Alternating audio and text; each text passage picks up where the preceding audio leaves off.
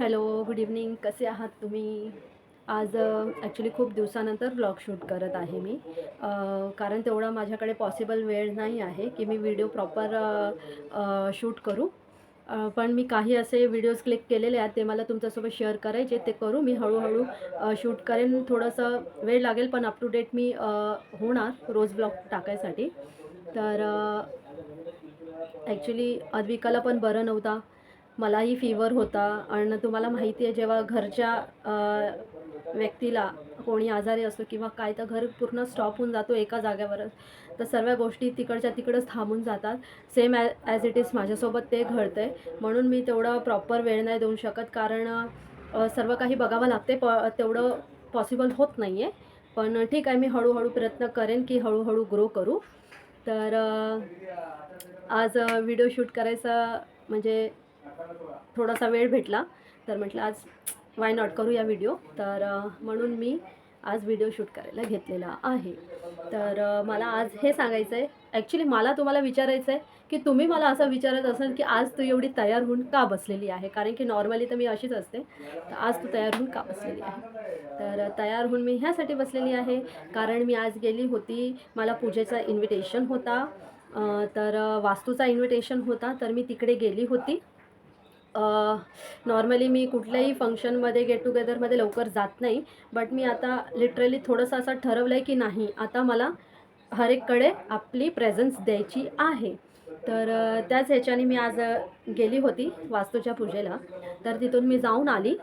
तर तिथं तर काय मला व्लॉग शूट करायला भेटलं नाही, कारण की मी थोडीशी न्यू आहे, तर मला खूप लाज वाटत होती. तर मी ते काही व्लॉग शूट केलेला नाही आहे.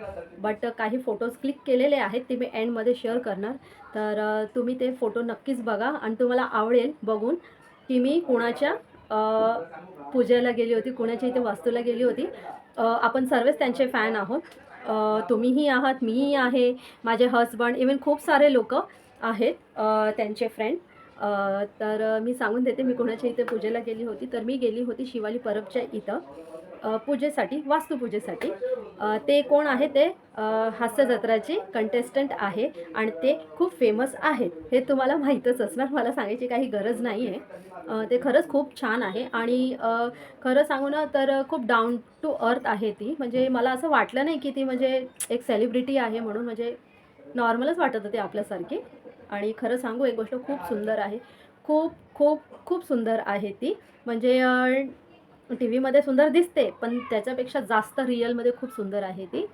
तर मी त्यांच्या इथे पूजेला गेली होती. असं तर आज मी फायनली माझी भेट झाली आहे त्यांच्यासोबत.